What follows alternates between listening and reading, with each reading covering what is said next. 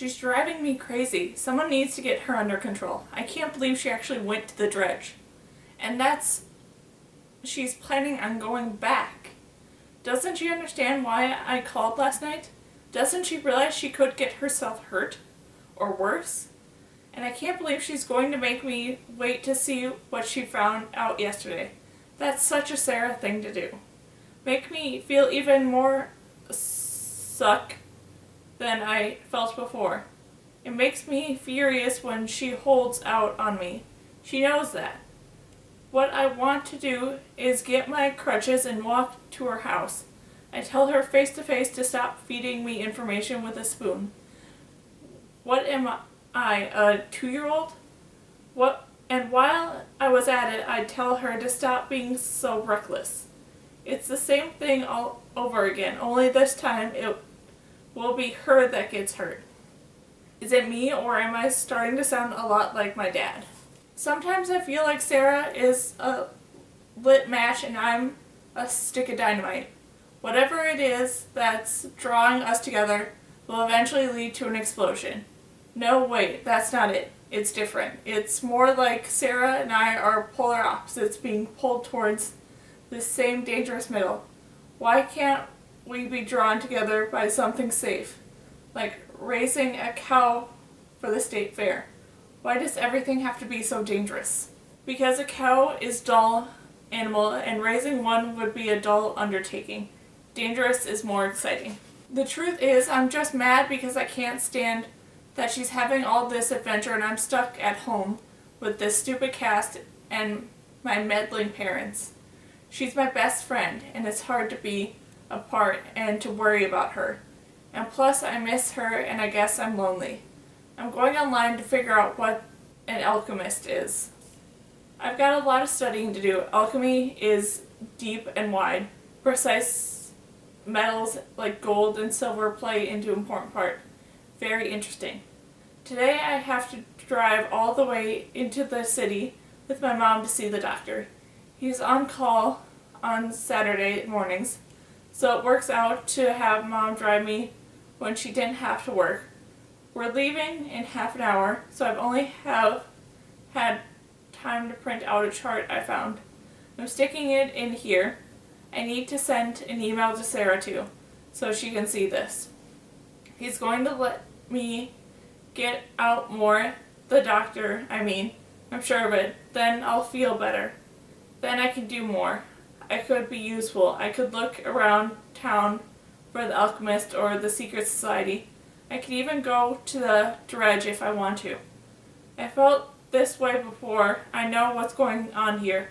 Sarah's dragging me back in again. This is what I just wrote to her. Sarah, I'm out all day visiting the doctor, but I'll be back by 6 and I'll go straight to my room so I can see what you've found.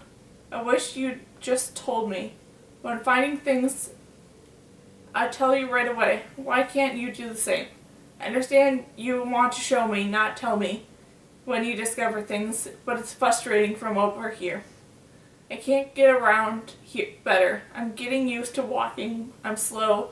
The stairs are a problem, but I can definitely get out of the house if you want to go to the dredge again. I want in. I'm not letting you go out there all by yourself anymore.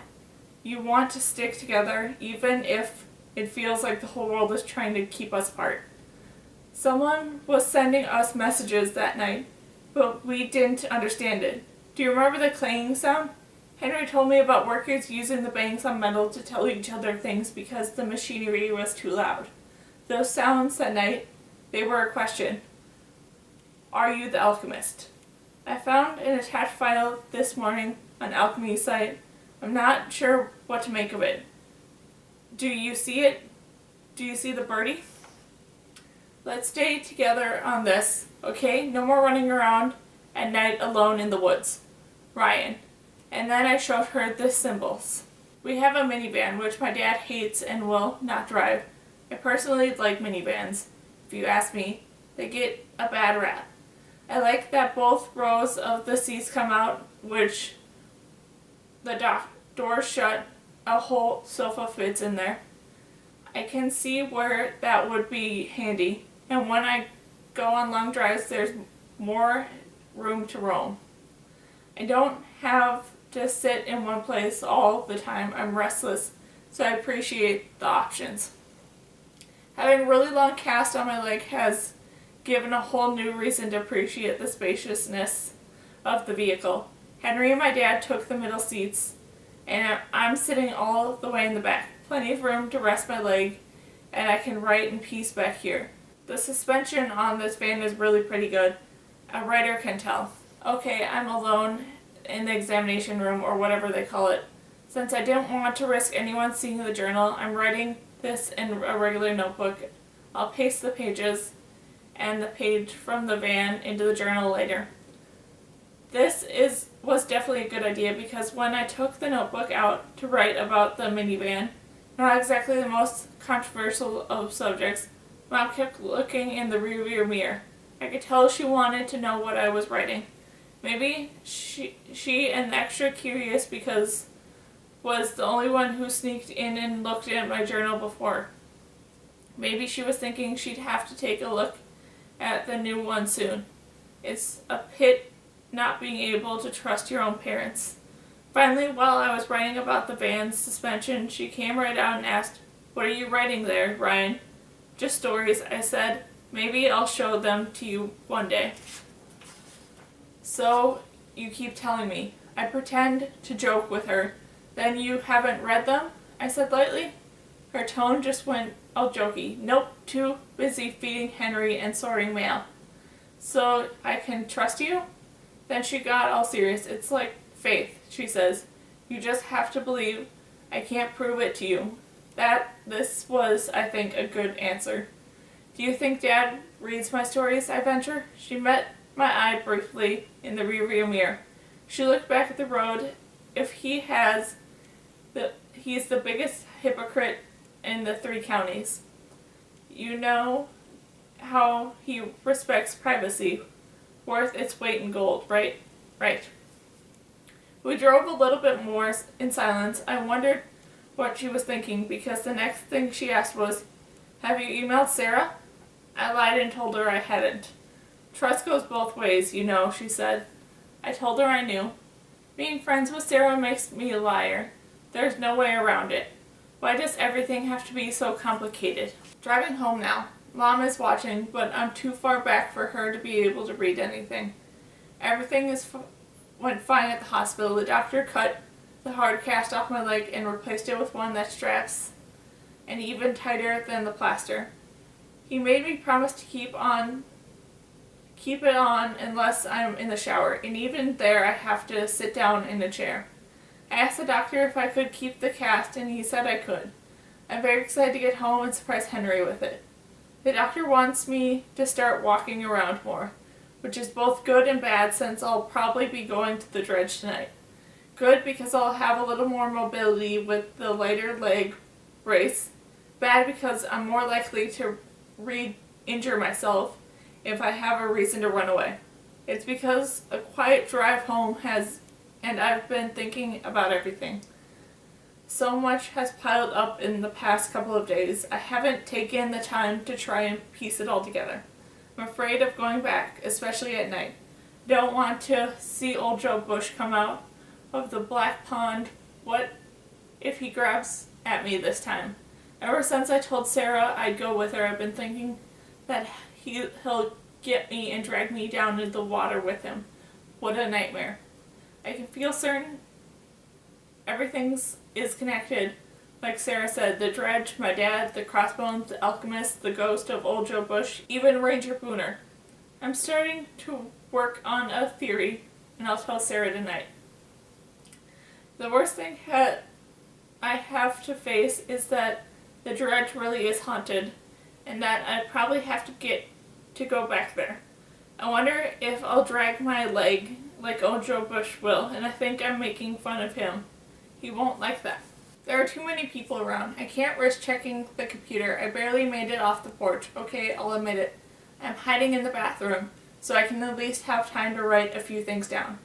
I'm dying to get out of my room and hear from Sarah. I can only hope my mom and dad don't go up there. Check my emails and see that Sarah has sent me a video to watch. that would be a catastrophe. But they're pretty busy right now, so I think I'm okay. I hope I'm okay. Henry and Dad caught two monster steelhead today and decided to have a fish feed on the front porch. I hate fish feeds. About 1 million neighbors have to come over with potato salads, coleslaw, baked beans, potato chips. I've been sitting on the gold couch for over an hour suffering question after question about my accident. Nobody wants to come right out and ask what I was doing at the dredge. But I can tell that they want to know. I can tell they have theories. Nobody mentions Sarah's name. All of these neighbors who've seen us grow up together. Not a single one. I know I can't stay here forever, but it's the only place people will leave me alone. It's cooling down outside, but the fish feed is a big deal. And in town, as dull as Skeleton Creek, no one's likely to leave until the teeth start chattering. There's an oppressive feeling of secrecy in the air, and it's intensifying by the size of the crowd. When I was 5, Dad took me fishing on the creek. He hooked a nice trout and handed me the rod. We dragged it in together, his big hands over mine on the reel. Then he took the fish off the hook and brushed its head against the rock until it was dead. I cried all the way home. I always throw all my fish back after I catch them. I throw them back. I'd rather hold a fish underwater after I catch it and let it pump its gills in my hand until it's ready to swim off. I talk to the fish I catch. Be careful now. I'm a nice fisherman, but the next guy might take you home and cook you, I tell your buddies. It makes me sad the way we kill things without any reason. Why beat the life out of a wild trout when they're perfectly good canned tuna down at the store? Henry is having a poker party tonight, and he's thrilled to have my old cast at his disposal. He thanked me endlessly. Cards will probably go on until midnight, which means it won't be safe for me to leave the house for a long time. I need to go tell Sarah. Gladys, the librarian, showed up at the fish feed with a bag of carrots. She came over a half hour ago and held one out to me. Eat one of these. It'll help you see trouble coming, she said. All I could splutter was, yes, ma'am. I got chills when she turned to go. I was thinking of the terms of the alchemist diagram of 79. The floor of the 7th floor past 9 on the door number 2, the library attic. Enter through the alley door marked 213. I felt like she's involved, but how? The park ranger, Daryl Booner, also showed up.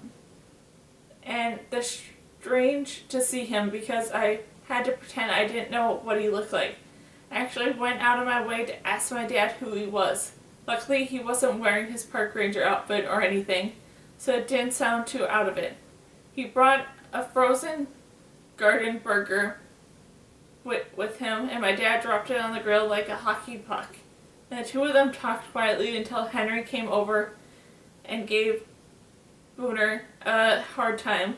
Those are made of dog food, Henry said. Did you know that? I hadn't heard. All 3 of them swigged their drinks and started at the hockey puck on the grill. We had our 4th player drop out. Care to play cards tonight? I'd be delighted. Bring one of those frozen frisbees. And I have an idea I could use one. Being new to town, Daryl had no idea what Henry might be duct taping the frozen garden burger for the forehead before the night is over. I feel a little sorry for him. And I also feel really strange that we're under the same roof. I think I'm going to tell Mom I'm tired. Maybe she'll let me go upstairs and lie down.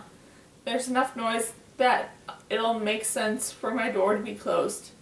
I just hope they won't realize it's also locked. My clothes smell like fried fish, which make me mad, and Henry and Dad for going out and on a killing spree on the river tonight.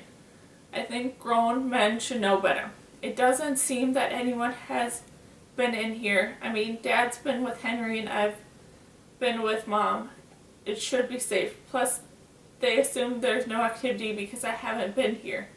But Sarah sent me a new password. Finally, I'll get to see what she hinted at this morning. Ryan, nice detective work on the alchemist shirt. Did you know 79 is the chemical element for gold? I looked it up. I guess it should stand to reason that everything secret in this town revolves around gold. Do you think there's a hidden stash of it somewhere? Sorry, I've been mysterious about showing you this. But you're right, it's hard to show and not told. The more I talk in the videos, especially about the visiting the dredge, password Lucy Westeron. Sarah. I've heard that name, Lucy Westeron, but I can't place it. Who's that? Peter Quint, I knew, but Lucy, who? I've heard that name before, but I'll have to look it up later. Now I have a video to watch.